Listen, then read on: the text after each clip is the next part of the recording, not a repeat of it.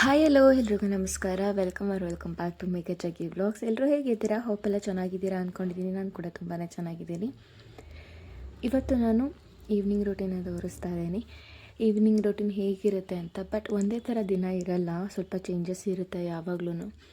ಇನ್ನೂ ಯಾರೆಲ್ಲ ನನ್ನ ವೀಡಿಯೋಸ್ನ ನೋಡ್ತಿದ್ರು ಸಬ್ಸ್ಕ್ರೈಬ್ ಮಾಡ್ಕೊಂಡಿಲ್ಲ, ಪ್ಲೀಸ್ ಸಬ್ಸ್ಕ್ರೈಬ್ ಮಾಡಿಕೊಂಡು ವೀಡಿಯೋಸ್ಗಳನ್ನ ನೋಡಿ. ನಿಮ್ಮ ಸಪೋರ್ಟ್ ನನಗೆ ತುಂಬಾ ಮುಖ್ಯ. ಇವತ್ತು ನಾನು ಆಚೆ ಬಂದೆ, ನೋಡೋಣ ಗಿಡಗಳಿಗೆ ನೀರಿದೆಯಾ ಇಲ್ವಾ ಅಂತ. ನೀರಿದೆ ಅಂತಲೇ ಅನಿಸುತ್ತೆ, ಬಟ್ ಆದರೆ ತುಂಬಾ ಒಣಗಿದೆ ಅಂತ ಅನ್ನಿಸ್ತಾ ಇತ್ತು. ಸೊ ಹಾಗಾಗಿ ನಾನು ಮತ್ತೆ ಗಿಡಗಳಿಗೆ ನೀರು ಹಾಕ್ಬಿಡೋಣ ನೀಟಾಗಿ ಅಂತ. ಯಾರೋ ಏನು ಮಾಡಿಬಿಟ್ಟಿದ್ದಾರೆ, ನಮ್ಮ ಮನೆ ಹತ್ರ ಈ ಮನಿ ಪ್ಲ್ಯಾಂಟ್ ಗಿಡ ಇದೆಯಲ್ಲ, ಇವತ್ತು ನೋಡಿ ಹೇಗಿದೆ ಅಂತ, ಎಷ್ಟು ಚೆನ್ನಾಗಿದೆ. ಆಫ್ಟರ್ 2 ಡೇಸ್ ನಾನು ನೋಡ್ತೀನಿ ಯಾರೋ ಗಿಡನೇ ಕಿತ್ಕೊಂಡ್ಬಿಟ್ಟಿದ್ದಾರೆ. ಎಷ್ಟು ಬೇಜಾರಾಯಿತು ಗೊತ್ತಾ. ಸೀರಿಯಸ್ಸಾಗಿ ಕೇಳಿದಿದ್ರೆ ಒಂದು ಕಡ್ಡಿ ಆ ಕಡೆನಾರು ತುದಿಯಲ್ಲಿ ಕಿತ್ತಿ ಕೊಡ್ಬೋದಾಗಿತ್ತು. ಬಟ್ ಯಾರು ಕಿತ್ಕೊಂಡ್ರು ಅಂತ ಗೊತ್ತಿಲ್ಲ. ಕೆಳಗಡೆ ಎಲ್ಲ ಕಿತ್ತಿದ್ದಾರೆ. ಮೇಲೆ ನಾನು ಎಲ್ಲಿ ಆ ಬಾಗ್ಲ ಹತ್ರ ತೋರಿಸಿದೆ ಅಲ್ವಾ, ಅಲ್ಲೆಲ್ಲ ಉಣ್ಕೊಂಡ್ಬಿಟ್ಟಿದೆ. ಸೀರಿಯಸ್ಸಾಗಿ ಈ ಥರ ಎಲ್ಲ ಮಾಡಬೇಡಿ. ಎಷ್ಟು ಇಷ್ಟಪಟ್ಟು ಬೆಳೆಸಿರ್ತೀವಿ. ಎಷ್ಟು ತಿಕ್ಕಾಗಿ ಕಾಣಿಸ್ತಿದೆ, ಇವಾಗ ಎಷ್ಟು ತಿನ್ನಾಗಿದೆ ಗೊತ್ತಾ. ಫುಲ್ ಸಣ್ಣ ಆಗ್ಬಿಟ್ಟಿದೆ. ನಿಜವಾಗ್ಲೂ ಎಷ್ಟು ಹರ್ಟ್ ಆಯಿತು ಅಂದರೆ, ನಾನು ಬೇಕಾದ್ರೆ ಏನಾದ್ರು ಬೇರೆ ಕಳ್ದಿಗಿಲ್ದೋಗಿದ್ರು ನಾನು ಬೇಜಾರು ಮಾಡ್ಕೊತಾ ಇರಲಿಲ್ಲ. ಗಿಡ ಕಿತ್ತರೆ ಅದು ಹೇಳ್ದೇನೆ ಅವ್ರು ಬೆಳೆಸಿದ್ದಾರೆ ಅಂತ ನೋಡ್ದೇನೆ ಕಿತ್ಕೊತಾರಲ್ಲ, ಎಷ್ಟು ಬೇಜಾರಾಗುತ್ತೆ ಗೊತ್ತಾ. ನಾನಲ್ಲದೆ ಫಸ್ಟೇ ಗಿಡ ಅಂದರೆ ಅಷ್ಟು ಇದು ನನಗುಚ್ಚು ಅಂಥದ್ರಲ್ಲಿ ಹಿಂಗೆ ಮಾಡಿದಾಗ ನಿಜ CC ಕ್ಯಾಮ್ರಾ ಇದ್ದಿದ್ರೆ ಚೆಕ್ ಮಾಡಿ ಸರಿಗೆ ಉಗೀತಾ ಇದ್ದೆ. ಬೇಕಾದ್ರೆ ಕೇಳಿದರೆ ಪರವಾಗಿರಲಿಲ್ಲ. ಅದು ಯಾರೋ ಏನೋ ನನಗೆ ಗೊತ್ತಿಲ್ಲ, ಬಟ್ ಅನಿಸುತ್ತೆ ಆ ಥರ ಬೇಜಾರಾಗೇ ಆಗುತ್ತೆ. ಹೋಗಲಿ ಬಿಡಿ, ಇನ್ನೇನು ಮಾಡೋಕ್ಕಾಗುತ್ತೆ. ಕಿತ್ತಾಗಿದೆ, ಮತ್ತು ನೀಟಾಗಿ ಬೆಳೆಸ್ಕೊಳೋಣ ಅಂತ ಸುಮ್ಮನೆ ಆಗಿದ್ದೀನಿ. ಇವಾಗ ನೀಟಾಗಿ ಗಿಡಗಳಿಗೆ ನೀರು ಹಾಕ್ಬಿಟ್ಟು ಒಳಗೆ ಹೋಗೋಣ. ತುಂಬಾ ಪಾತ್ರೆ ಎಲ್ಲ ಹರಡ್ಬಿಟ್ಟಿದೆ. ಮಧ್ಯಾಹ್ನ ನಾವು ಊಟ ಮಾಡಿದ್ಮೇಲೆ ಆವಾಗಲೇ ಕ್ಲೀನ್ ಮಾಡೋಕ್ಕೆ ಹೋಗಲ್ಲ, ಸ್ವಲ್ಪ ರೆಸ್ಟ್ ಮಾಡಿ ಮಧ್ಯಾಹ್ನ ಫುಲ್ ಮಲಗಿದ್ದು. ಅದಾದಮೇಲೆ ನಾವು ಕ್ಲೀನ್ ಮಾಡೋಕ್ಕೆ ಸ್ಟಾರ್ಟ್ ಮಾಡ್ಕೊತೀನಿ. ನಾನು ಒಂದು 4:30 ಹಾಗೆ ಕ್ಲೀನ್ ಮಾಡ್ಕೊಳಕ್ಕೆ ಸ್ಟಾರ್ಟ್ ಮಾಡ್ತೀನಿ. ಏಕೆಂದರೆ ತುಂಬ ಈವ್ನಿಂಗ್ ಆದರೆ ದೀಪ ಹಚ್ಚೋದಕ್ಕೆ ಕಷ್ಟ ಆಗುತ್ತೆ. ಸೊ ಅದಕ್ಕೆ ನಾನು ಒಂದು ಕಡೆಯಿಂದ ಕ್ಲೀನ್ ಮಾಡ್ಕೊಂಡ್ಬಂದೆ. ಅಡುಗೆ ಮನೆ ನೋಡಿ ಈ ಥರ ಕಾಣಿಸ್ತಾ ಇದೆ. ಫಸ್ಟು ನಾನು ಬೆಳಗ್ಗೆ ಟಿಫನ್ದೆಲ್ಲ ನಾನೇ ವಾಶ್ ಮಾಡ್ಕೊತೀನಿ, ಸ್ವಲ್ಪ ಇರುತ್ತೆ ಅಲ್ವಾ, ಸೊ ಹಾಗಾಗಿ. ಅದಾದಮೇಲೆ ನಾನು ಮಧ್ಯಾಹ್ನದ್ದು ಮತ್ತು ಈವ್ನಿಂಗಿಂದು ಬಕೆಟ್ಗೆ ಹಾಕ್ತೀನಿ, ಮಾರ್ನಿಂಗ್ ತೊಳೆಸ್ಕೊತೀನಿ. ಸೊ ಇವಾಗ ಒಂದೊಂದಾಗಿ ಎಗ್ಗು ಕೂಡ ಇಡಬೇಕಾಗಿತ್ತು. ಎಗ್ಗು ಜಗ್ಗಿ ಈವ್ನಿಂಗ್ ಟೈಮ್ ತೊಗೊಂಡು ಹೋಗ್ತಾರೆ ಜಿಮ್ಗೆ ಅಂತ. ಸೊ ಅದಕ್ಕೆ ಎಗ್ ಇಟ್ಕೊಟ್ಟೆ. ಹಾಗೆ ನಮ್ಮ ಪಾಪುಗೂ ಒಂದು ತಿನ್ಸೋಣ ಅಂತ ಅವನಿಗೂ ಇಟ್ಟೆ. ಇನ್ನು ಪಾಪುಗೆ ಜ್ಯೂಸ್ ಮಾಡಿದ ಜಾರ್ಗಳು ಮತ್ತು ಫ್ರೂಟ್ಸ್ ಏನಾದರೂ ಇದ್ದರೆ ಅಲ್ಲೇ ಸ್ಲ್ಯಾಬ್ ಮೇಲೆ ಎಲ್ಲ ಹಂಗಂಗೆ ಬಿಟ್ಬಿಟ್ಟಿರ್ತೀನಿ. ಮಧ್ಯಾಹ್ನ ಮಾತ್ರ, ಬೆಳಗ್ಗೆನೂ ಕ್ಲೀನ್ ಮಾಡ್ಕೊಂಡಿರ್ತೀನಿ, ಮತ್ತು ಮಧ್ಯಾಹ್ನ ಬಂತಂದರೆ ಸ್ವಲ್ಪ ಹಾಗಂಗೆ ಬಿಟ್ಬಿಡ್ತೀನಿ. ಆ ಟೈಮ್ಗೆ ಊಟ ಮಾಡಿದ ಟೈಮ್ಗೆ ಸ್ವಲ್ಪ ಸೋಂಬೇರಿಗಳ ಥರನೇ ಆಗಿರುತ್ತೆ. ಸೊ ಆಮೇಲೆ ಆ್ಯಕ್ಟಿವ್ ಆಗಿಬಿಡ್ತೀವಿ, ಇಲ್ಲ ಕ್ಲೀನ್ ಮಾಡ್ಕೋಬೇಕು ಬೇಗ ಅಂತ.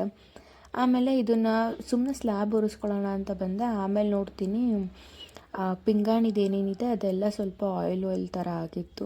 ಸೊ ಅದನ್ನು ಕ್ಲೀನ್ ಮಾಡ್ಕೊಂಬಿಡೋಣ, ಇನ್ನೇನು ಮಾಡ್ತಿದ್ದೀನಲ್ವ ಅಂತ ಅದನ್ನೆಲ್ಲ ಎತ್ಕೊಂಡೆ. ಅದನ್ನು ಎತ್ಕೊತೀನಿ. ಆ ಸ್ಟ್ಯಾಂಡ್ ನೋಡಿದ್ರೆ ಸ್ಟ್ಯಾಂಡ್ ಕೂಡ ಗಲೀಜಾಗ್ಬಿಟ್ಟಿದೆ. ಯಾಕೆ ಒರೆಸಿದ್ದೆ, ಆ ರೊಟ್ಟಿ ಏನೋ ಮಾಡಿದ್ವು ಅನಿಸುತ್ತೆ. ಸೊ ಅದೆಲ್ಲ ಹೋಗಿ ಹಸಿಟ್ಟೆಲ್ಲ ಕೂತ್ಬಿಟ್ಟಿತ್ತು. ಸೊ ಅದಕ್ಕೆ ಅದನ್ನು ಕ್ಲೀನ್ ಮಾಡಿಕೊಂಡು ಒರೆಸ್ಕೊಂಡೆ. ಆ ವುಡ್ಡನ್ನು ನಾವು ತೊಳೆದ ಮೇಲೆ ನೀಟಾಗಿ ಒರೆಸ್ಕೊಳ್ಳೋದನ್ನು ಮರಿಬಾರ್ದು. ಮತ್ತು ಅದು ಎಷ್ಟು ಟೈಟ್ ಮಾಡಿದ್ರು ಯಾಕೋ ಲೂಸ್ ಥರನೇ ಆಗ್ತಾಯಿತ್ತು. ಅದಕ್ಕೆ ಇನ್ನೊಂದು ಸರಿ ಟೈಟ್ ಮಾಡಿಕೊಂಡೆ. ಆಮೇಲೆ ಸರಿ ಹೋಯಿತು.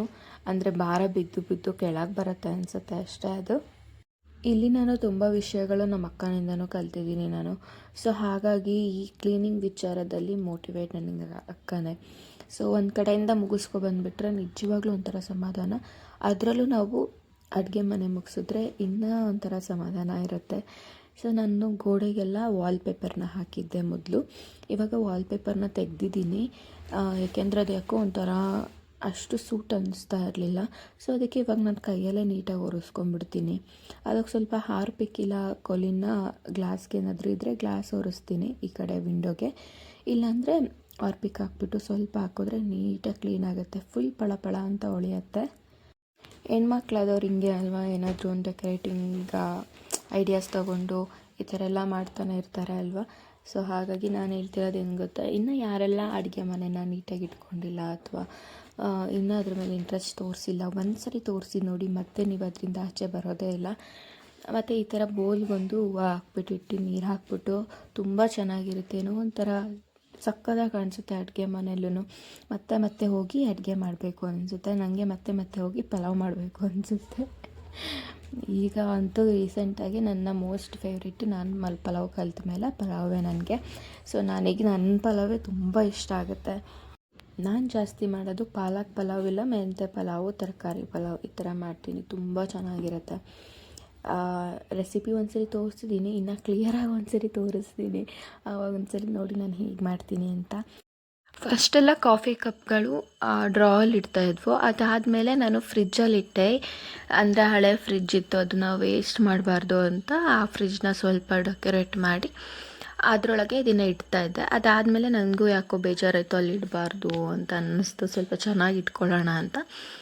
ಆಮೇಲೆ ನಾನು ಈ ಥರ ಜೋಡಿಸ್ಕೊಂಡೆ. ಬಟ್ ಭಯ ಇದ್ದೇ ಇರುತ್ತೆ ಎಲ್ಲಿ ಬಿದ್ದೋಗುತ್ತೆ ಅಂತ. ಬಟ್ ಇಲ್ಲಿ ತನಕ ಏನೂ ಆಗಿಲ್ಲ, ನೀಟಾಗಿ ಇಟ್ಕೊಂಡಿದ್ದೀನಿ. ಮತ್ತು ಯಾರೂ ಮುಟ್ಟಲ್ಲ, ನಾನು ಒಬ್ಬಳೇ ಅಲ್ಲಿ ಮುಟ್ಟೋದು, ಕ್ಲೀನ್ ಮಾಡೋಕ್ಕೂ ನಾನು ಒಬ್ಬಳೇ ಹೋಗೋದು. ಸೊ ಹಾಗಾಗಿ ನೀಟಾಗಿದೆ. ಅದಾದಮೇಲೆ ಒಳಗಡೆ ಗಿಡನೂ ಅಷ್ಟೇ, ನಾವು ಎಷ್ಟು ನೀರು ಹಾಕ್ತೀವಿ ಅನ್ನೋದ್ರ ಮೇಲೆ ಡಿಪೆಂಡು. ಸ್ವಲ್ಪ ಸ್ವಲ್ಪನೇ, ನಾವು ಹೆಂಗೆ ಕುಡಿತೀವಿ ಹಾಗೆ ಸ್ವಲ್ಪ ಸ್ವಲ್ಪನೇ ಹಾಕಬೇಕು. ಒಳಗಡೆನೇ ಇರೋದ್ರಿಂದ ನೀರು ತುಂಬ ಅಗತ್ಯ ಇರಲ್ಲ. ಸೊ ಆವಾಗ ನಾವು ನೋಡ್ಕೊಂಡು ಹಾಕಬೇಕು, ಇಲ್ಲಾಂದರೆ ಕೆಳಗಡೆ ಹೋಗ್ಬಿಟ್ಟು ಕೊಳ್ತೋಗೋ ಚಾನ್ಸಸ್ ಇರುತ್ತೆ. ಈ ಗಿಡ ಬಂದುಬಿಟ್ಟು ನಮಗೆ 1 ಇಯರ್ ಆಯಿತು. 3 ಗಿಡನ ಒಬ್ಬರು ಬೇರೆಯವರು, ನಮ್ಮ ಮನೆ ಪಕ್ಕದವರು ಒಬ್ಬರು ಆಂಟಿ ತೊಗೊಳ್ಳಿ ಅಂತ ಕೊಟ್ಟಿದ್ದರು, ಅವ್ರಿಗೆ ಯಾರೋ ಗಿಫ್ಟ್ ಕೊಟ್ಟಿದ್ರು ಅಂತ. ಸೊ ನಾವು ಅದನ್ನು ತೊಗೊಬಂದು 1 ಇಯರ್ ಆಯಿತು. ಒಂದು ಗಿಡ ಮಾತ್ರ ಹಾಳಾಯಿತು ಒಳಗಡೆ ಇಟ್ಟಿದ್ದಾಗ, ಇನ್ನೆರಡು ತುಂಬ ಚೆನ್ನಾಗಿ ಬಂದಿದೆ, ಇದು ಮತ್ತು ಇನ್ನೊಂದು. ಆಮೇಲೆ ವಯರ್ ಯಾವಾಗ ಕಿತ್ಕೋತು ಅಂತಲೇ ಗೊತ್ತಿಲ್ಲ, ನೀಟಾಗಿ ಹಾಕಿದ್ದೀನಿ, ಬಟ್ ಅದು ಯಾವಾಗ ಕಿತ್ಕೋತು ಗೊತ್ತಿಲ್ಲ. ನನಗೆ ಇಷ್ಟ ಆ್ಯಕ್ಚುಲಿ ಇದು ವಯರ್ದು ಲೈಟಿಂಗ್ಸ್ದೆಲ್ಲ, ಒಂಥರ ಅಡುಗೆ ಮನೆಯದು ಇದೇ ಚೇಂಜ್ ಆಗುತ್ತೆ. ಸೊ ನಾವು ಹೆಂಗಿರೋ ಅಡುಗೆ ಮನೆನ ಹೇಗೆ ಇಟ್ಕೊತೀವಿ ಅನ್ನೋದ್ರ ಮೇಲೆ ಡಿಪೆಂಡು. ಚೆನ್ನಾಗಿಲ್ಲ ಅಂದ್ಕೊತಾ ಇರ್ತಾರೆ ಒಬ್ಬೊಬ್ಬರು, ಅದನ್ನೇ ಚೆನ್ನಾಗಿ ಮಾಡ್ಕೊಬೋದು. ಟ್ರೈ ಮಾಡಿ ಒಂದೊಂದು ಸರಿ, ಸುಮ್ಮನೆ ಕೂತ್ಕೊಳ್ಳೋದಕ್ಕಿಂತ ಮನೇಲಿ ಏನಾಗುತ್ತೆ ಅದನ್ನು ಮಾಡಿಕೊಂಡ್ರೆ ಚೆನ್ನಾಗಿ ಕಾಣಿಸುತ್ತೆ ಅಡುಗೆ ಮನೆ. ಅದಾದಮೇಲೆ ಇದೊಂದು 2 ದಿನ ಆಯಿತು ಕ್ಲೀನ್ ಮಾಡಿ, 2 ದಿನಕ್ಕೆ ಇಷ್ಟು ಗಬ್ಬೆದ್ದಿತ್ತು. ಸೊ ಇದನ್ನು ಕ್ಲೀನ್ ಮಾಡ್ಕೊಂಬಿಡೋಣ ಅಂತ ಇದನ್ನು ಒರೆಸ್ಕೊಂಡೆ. ನೀರು ಹಾಕಿ ಫುಲ್ಲು ಒರೆಸ್ಬಾರ್ದು, ಇಷ್ಟೇ ಬಟ್ಟೆಲಿ ಹಾಕಿ ಒರೆಸ್ಕೊಂಡ್ರೆ ಸಾಕು. ಸೋಪ್ ಹಚ್ಬಿಟ್ಟು ಫಸ್ಟೆಲ್ಲ ನಾನು ಇನ್ನೂ ಸ್ವಲ್ಪ ಹಾಗೆ ಸೋಪೇನೋ ಹಚ್ದಲೇ ಬಟ್ಟೆಯಲ್ಲಿ ಸೋಪ್ ಮಾಡಿಕೊಂಡು ಒರೆಸ್ಕೊತಾ ಇದ್ದೆ. ಅದಾದಮೇಲೆ ಒಬ್ಬರು ಹೇಳಿದ್ರು ಇಲ್ಲ ಒರೆಸ್ಕೊಬೋದು ಅಂತ. ಸೊ ಅದಕ್ಕೆ ನಾನು ಫಸ್ಟ್ ಸೋಪ್ ಹಾಕಿ ಆಮೇಲೆ ಒದ್ದೆ ಬಟ್ಟೆ ಮಾಡ್ಕೊಂಡು ಒರೆಸ್ಕೊತೀನಿ. ಆಮೇಲೆ ಒಂದು ಹಲ್ಲುಜ್ಜೋ ಬ್ರಷ್ ಥರದ್ದು ಬರುತ್ತೆ, ಆ ಬ್ರಷ್ದೇನಂದರೆ ಎಷ್ಟು ನೀಟಾಗಿ ಕ್ಲೀನ್ ಆಗುತ್ತೆ ಅಂದರೆ, ಸಂಧಿ ಮೂಲೆ ಎಲ್ಲ ಆ ಥರ ಎಲ್ಲ ವೈಟ್ ಏನಾದರೂ ಇದ್ದರೆ ನೀಟಾಗಿ ಸೋಪ್ ಹಾಕ್ಬಿಟ್ಟು ಹಿಂಗೆ ಅಂದ್ಬಿಟ್ರೆ ನೀಟಾಗಿ ಕ್ಲೀನ್ ಆಗುತ್ತೆ. ಆಲ್ಮೋಸ್ಟ್ ನನ್ನ ಅಡುಗೆ ಮನೆ ಕ್ಲೀನ್ ಆಗ್ತಾ ಬಂತು. ಮತ್ತು ಸ್ವಲ್ಪ ಸಿಂಕ್ ತೊಳೆಯೋದಿದೆ, ಕೆಳಗಡೆ ಒರೆಸ್ಕೊಳ್ಳೋದಿದೆ, ನೆಲನ ಕೈಯಲ್ಲೇ ಒರೆಸ್ಕೊಬೇಕು, ಅಷ್ಟು ಮಾಡಿಕೊಂಡ್ರೆ ಆಯಿತು. ನಾನು ಸ್ವಲ್ಪ ಕೊಲಿನ ಯೂಸ್ ಮಾಡಿಬಿಟ್ಟು ಅದನ್ನು ಒರೆಸ್ಕೊತೀನಿ, ಯಾಕೆಂದರೆ ಸ್ವಲ್ಪ ನೀಟಾಗಿ ಕಾಣಿಸುತ್ತೆ ಅಂತ. ಫಸ್ಟೆಲ್ಲ ಹಾಗೆ ಒರೆಸ್ಕೊತಾ ಇದ್ದೆ, ಇದನ್ನು ನಾನು ಕಲ್ತಿದ್ದು ನಮ್ಮ ಅಕ್ಕನಿಂದ. ಅವಳು ಹಾಗೇ ಸ್ವಲ್ಪ ಕೊಲಿನ ಹಾಕೊಂಡು ಒರೆಸ್ಕೊತಾಳೆ, ನೀಟಾಗುತ್ತೆ ಅಂತ. ಅದಾದ ನಾನು ಆಮೇಲೆ ಒಂದು ಬಟ್ಟೆ ಹಾಕ್ಕೊಂಬಿಟ್ಟು ಒದ್ದೆ ಬಟ್ಟೆ ಮಾಡಿ ಮತ್ತೆ ಕೋಲಿನ ಮೇಲೆ ಒರೆಸ್ಕೊತೀನಿ. ಆಮೇಲೆ ನೆಲ ಒರೆಸ್ಬೇಕಾದ್ರೆ ನಾನು ಕಡ್ಡಿ ಇಟ್ಕೊಂಡು ಒರೆಸಲ್ಲ, ಅಂದರೆ ಈ ಕಡೆ ಆದರೆ ಎಲ್ಲ ಒರೆಸ್ಕೊಟ್ಟು ಹೋಗಿರ್ತಾರೆ ಅಲ್ವಾ, ಅಡುಗೆ ಮನೆಯೂ ಒರೆಸಿರ್ತಾರೆ. ಬಟ್ ನಾನೆಲ್ಲ ಕ್ಲೀನ್ ಮಾಡಿದ್ಮೇಲೆ ಮತ್ತೆ ಅದ್ರದ್ದೆಲ್ಲ ಡಸ್ಟು ಅಥವಾ ಏನಾದರೂ ತಿಂದಿದ್ದು ಬಿದ್ದಿದ್ದು ಎಲ್ಲ ಅಲ್ಲೇ ಇರುತ್ತೆ. ಕಡ್ಡೀಲಿ ಒರೆಸ್ಕೊಂಡ್ರೆ ಅಷ್ಟು ಕ್ಲೀನ್ ಆಗೋಲ್ಲ. ನೀವು ಯಾವಾಗಲಾದ್ರೂ ಟ್ರೈ ಮಾಡಿ, ಕೈಯಲ್ಲಿ ಬಟ್ಟೆ ಇಟ್ಕೊಂಡು ಒರೆಸಿ, ಎಷ್ಟು ನೀಟಾಗಿ ಕ್ಲೀನ್ ಆಗಿಬಿಡುತ್ತೆ ಅಂದರೆ ಬರೋ ಧೂಳೆಲ್ಲ ಬಂದುಬಿಡುತ್ತೆ, ಕಡ್ಡೀಲಿ ಅಷ್ಟು ಬರೋಲ್ಲ. ನೋಡಿ ಹೆಂಗೆ ಕಾಣಿಸ್ತಿದೆ ನನ್ನ ಅಡುಗೆ ಮನೆ. ಅಡುಗೆ ಮನೆ ಒಂದು ಕ್ಲೀನ್ ಆದರೆ ಎಲ್ಲ ಕ್ಲೀನ್ ಆದಂಗೆ. ಸೊ ಇವಾಗ ಡೈನಿಂಗ್ ಟೇಬಲ್ ಕ್ಲೀನ್ ಮಾಡ್ಕೊಬೇಕು, ಅದ್ರ ಮುಂಚೆ ಸ್ವಲ್ಪ ದೀಪ ಹಚ್ಚಬೇಕು. ಲೇಟ್ ಆಯಿತು, ಸ್ವಲ್ಪ ಹೊತ್ತು ಡೀಪ್ ಕ್ಲೀನ್ ಥರನೇ ಆಗೋಯ್ತು. ಸೊ ಹಾಗಾಗಿ ದೀಪ ಹಚ್ಬಿಡೋಣ, ಆಮೇಲೆ ಒಳಗಡೆ ಮಾಡ್ಕೊಂಡ್ರಾಯ್ತು ಅಂತ ಫಸ್ಟು ದೀಪ ಹಚ್ತಾ ಇದ್ದೀನಿ. ಸೊ ಏನಂದರೆ ಒಂದೊಂದು ದಿನ ಲೇಟ್ ಆಗುತ್ತೆ ಅಲ್ವಾ ಹಚ್ಚೋದಕ್ಕೆ, ಆಮೇಲೆ 7 ಎಲ್ಲ ಆಗಿಬಿಟ್ರೆ ಅಂತ ಫಸ್ಟ್ ದೀಪ ಹಚ್ಚಿಬಿಟ್ಟಿದ್ದೀನಿ. ನಮ್ಮ ಮನೇಲಿ ನನ್ನ ಫೇವ್ರೇಟ್ ಪ್ಲೇಸ್ ಅಂದರೆ ಆಚೆ ನಮ್ಮ ಮನೇಲಿ ಗಿಡಗಳಿರೋದಕ್ಕೆ ಮತ್ತು ಆ ಲೈಟಿಂಗ್ಸಿಗೆ ತುಂಬ ಚೆನ್ನಾಗಿ ಕಾಣಿಸುತ್ತಿರುತ್ತೆ. ಈವ್ನಿಂಗ್ ಟೈಮು ಕಾಫಿ ಕುಡ್ಕೊಂಡು ಅಥವಾ ಟೀನೋ, ಮತ್ತು ನಾನೇನಾದರೂ ಜ್ಯೂಸ್ಗಳು ಮಾಡ್ಕೊತಿರ್ತೀನಿ, ಮಾಲ್ಟ್ ಏನಾದರೂ ಮಾಡ್ಕೊತಿರ್ತೀನಿ, ಆ ಟೈಮಲ್ಲಿ ಇಲ್ಲಿ ಬಂದು ಕೂತ್ಕೊಂಡು ಆ ಲೈಟಿಂಗ್ಸ್ ನೋಡಿಕೊಂಡು ಗಿಡಗಳು ನೋಡಿಕೊಂಡು ಕೂತ್ರೆ ಏನೋ ಒಂಥರ ಸಖತ್ತಾಗಿರುತ್ತೆ. ಒಂದಿನ ಗಾರ್ಡನ್ ಟೂರ್ನೇ ಮಾಡ್ತೀನಿ, ಹೇಗಿದೆ, ಯಾವ್ಯಾವ ಥರ ಗಿಡಗಳನ್ನ ಹಾಕಿದ್ದೀನಿ, ಯಾವುದು ಈಸಿಯಾಗಿ ಬೆಳೆಯುತ್ತೆ ಮತ್ತು ಹಾಳಾಗಲ್ಲ. ತುಂಬ ಜನ ಹೇಳ್ತಿರ್ತೀರ ಬೇಗ ಬೇಗ ಹಾಳಾಗುತ್ತೆ ಗಿಡಗಳಂತ. ಸೊ ಇವಾಗ ನಾನು ಹೇಳೋ ಗಿಡಗಳನ್ನ ಹಾಕಿ ನೆಕ್ಸ್ಟು ನಾನು ಯಾವ ವ್ಲಾಗ ಮಾಡ್ತೀನಿ ಆವಾಗ ಹೇಳ್ತೀನಿ ಈ ಥರ ಗಿಡಗಳು ಹಾಕಿ ಬೇಗ ಹಾಳಾಗಲ್ಲ ಅಂತ. ಅದನ್ನು ನೀವು ಬೇಕಾದ್ರೆ ಟ್ರೈ ಮಾಡಿ, ಬೇಕಾದರೆ ನಿಜವಾಗ್ಲೂ ಒಳ್ಳೆ ರಿಸಲ್ಟ್ ಕೊಡುತ್ತೆ, ಗಿಡ ಬೇಗ ಹಾಳಾಗಲ್ಲ. ಕಿಚನ್ ಮುಗೀತು, ಡೈನಿಂಗ್ ಟೇಬಲ್ ಮುಗೀತು, ಆಚೆ ದೀಪ ಹಚ್ಚಿದಾಯಿತು. ಇವಾಗ ಹಾಲಲ್ಲಿ ಸ್ವಲ್ಪ ನಾವು ಊಟ ಮಾಡಿದ್ದೆಲ್ಲ ಗ್ಲಾಸ್ ಮೇಲೆ ಹಾಗೆ ಇರುತ್ತೆ, ಸ್ವಲ್ಪ ಕೋಲಿನ ಹಾಕೊಂಡ್ಬಿಟ್ಟು ಒರೆಸ್ಕೊಂಡೆ. ಫಿಶ್ ಟ್ಯಾಂಕಲ್ಲೂ ಅಷ್ಟೇ ಸ್ವಲ್ಪ ನೀಟಾಗಿ ಒರೆಸ್ಕೊಂಡ್ರೆ ಚೆನ್ನಾಗಿ ಕಾಣಿಸುತ್ತೆ ಅಂತ ಒರೆಸ್ಕೊಂಡೆ.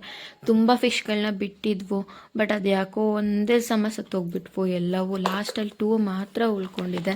ನೋಡಿ ಎಷ್ಟು ಚೆನ್ನಾಗಿ ಕಾಣಿಸ್ತಿದೆ ಆಚೆ. ಗಿಡಗಳು ಅಷ್ಟೇ ತುಂಬ ಚೆನ್ನಾಗಿ ಕಾಣುತ್ತೆ. ಒಂದು ಬೃಂದಾವನ ತರಬೇಕು ಅಂತ ಇದ್ದೀವಿ, ಅದು ಯಾವಾಗ ಟೈಮ್ ಕೊಡುತ್ತೋ ಗೊತ್ತಿಲ್ಲ. ಹೋದರೆ ಅದನ್ನು ವ್ಲಾಗ್ ಮಾಡ್ತೀನಿ. ಈವ್ನಿಂಗ್ ಆಯ್ತಲ್ವ, ಸ್ವಲ್ಪ ಸ್ನಾನ ಮಾಡ್ಕೊಂಡು ದೇವ್ರಿಗೆ ಪೂಜೆ ಮಾಡಿಬಿಡೋಣ ಅಂತ ಅಂದ್ಕೊಂಡೆ. ಸೊ ಅದಕ್ಕೆ ಫ್ರೆಶ್ ಅಪ್ ಆಗಿ ಸ್ಕಿನ್ ಕೇರ್ ಮಾಡ್ಕೊತೀನಿ. ನಾನು ಈವ್ನಿಂಗ್ ಟೈಮು ಸ್ಕಿನ್ ಕೇರ್ ಮಾಡ್ತೀನಿ.